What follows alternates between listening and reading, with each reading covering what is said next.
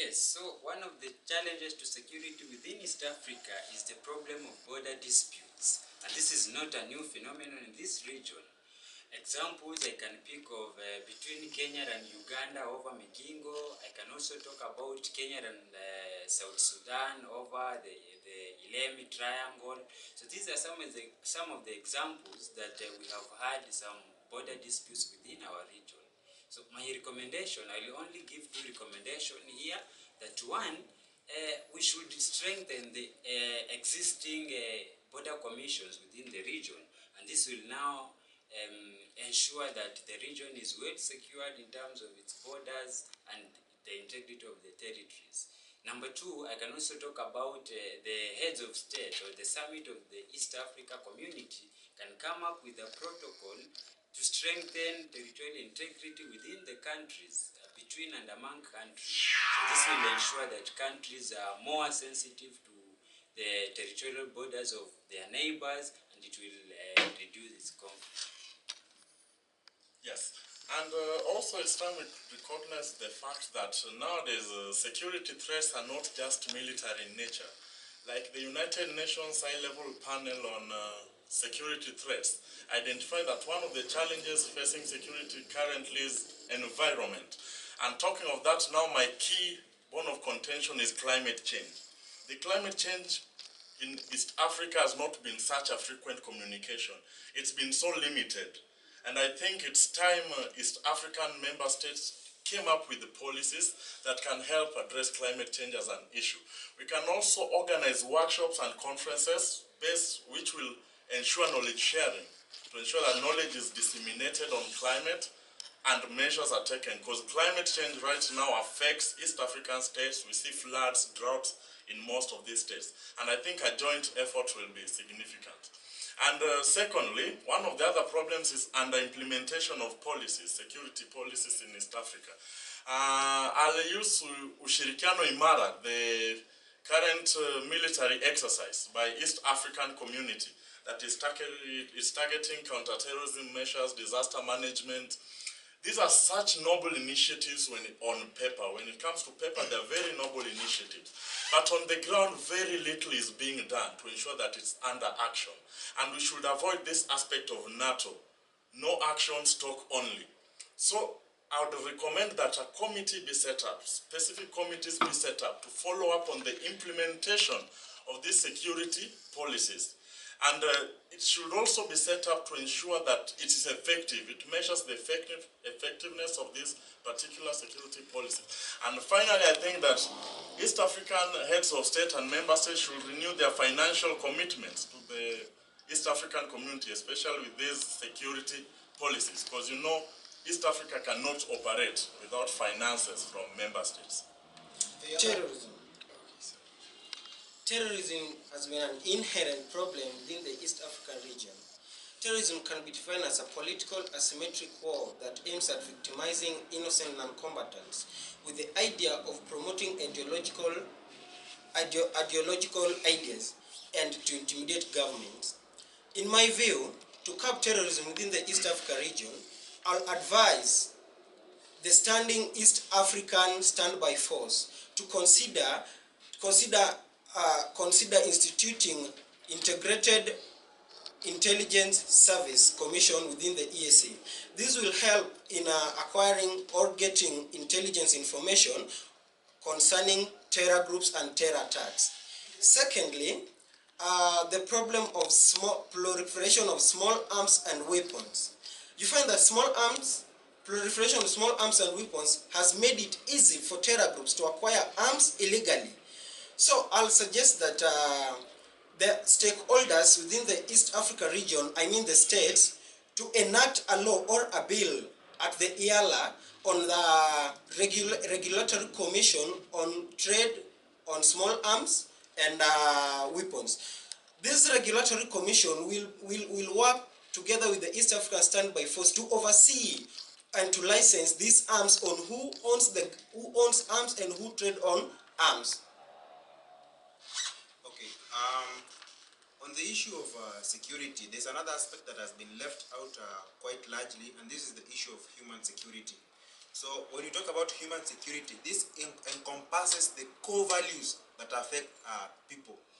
And the huge threat that affects human security is poverty.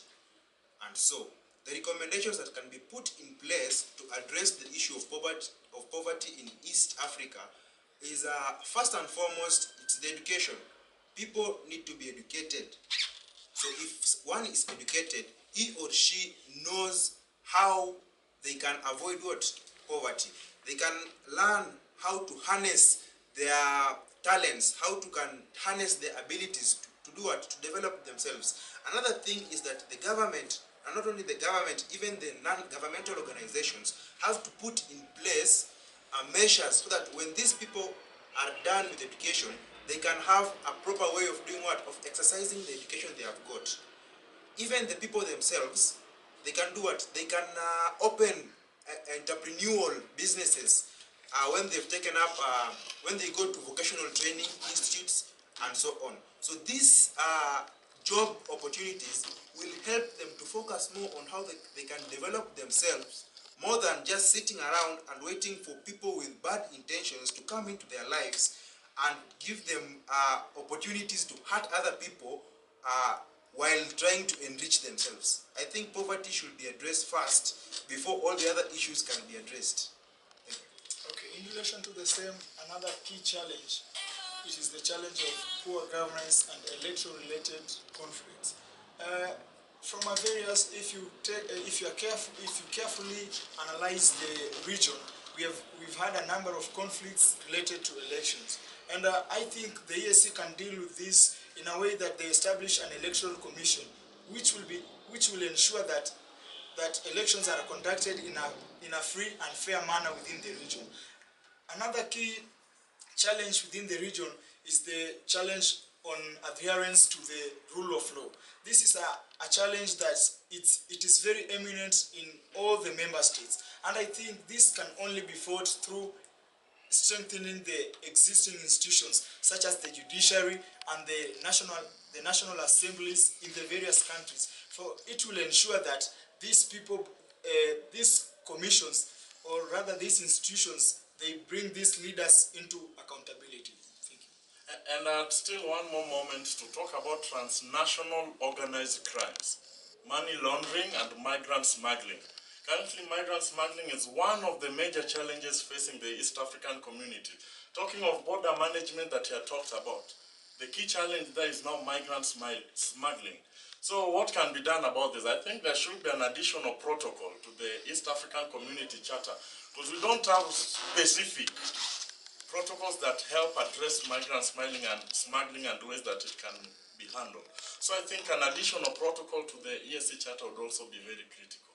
Not only a protocol will work. Why don't we empower these people to the point that they don't see the essence of them leaving their country to go abroad? Why don't we make sure that our countries are stable as a region? Why do we ensure that we have opportunities for these people within the region to the extent that they don't feel like being smuggled or traveling abroad? As I was saying, all these things come as a result of poverty. These people are being smuggled, they accept to be smuggled because they don't have opportunities at home. So they want to do what? They want to go abroad or wherever the other place they want to go so that they can do what? They can get this opportunity that they cannot get at home. So as East Africa, we need to empower these people by giving them education and giving them opportunities, not giving them jobs necessarily, but giving them opportunities to get the jobs and to create their own jobs so that they can avoid all these aspects of okay. Yes, so talking about all this, whatever these guys are saying, it all culminates to border integrity. That because of the aspect of globalization which has taken our lives, we cannot be blind to the fact that people have to move across borders, people have to seek opportunities in other areas. But how will that be effective? First of all, we need to protect our borders to make sure that whoever goes out, whoever comes inside is a legitimate person, is a person of integrity, a person who is not a security threat, a person who is not a terrorist, a person who is not who will not pose hazard to our environment, a person who will not proliferate arms in our country, and that all culminate into the integrity of our borders. Very important, very critical. It's a Having listened to your noble ideas on border and transnational organized crimes, guys, what do you think about conflict arising from shared resources? Resource-based conflict. I think over time we've had various issues. You can highlight various examples, but I think this is just a matter of negotiating. If these countries, if we are integrated as a region, if we feel that, for instance, the Lake Victoria, if we say this is our lake as a region, not as a country, then I'm sure we'll be able to deal with it. A parting shot. To achieve social security and human security, I will suggest that the EAC states work in the principle of Pax Sunt Servanda,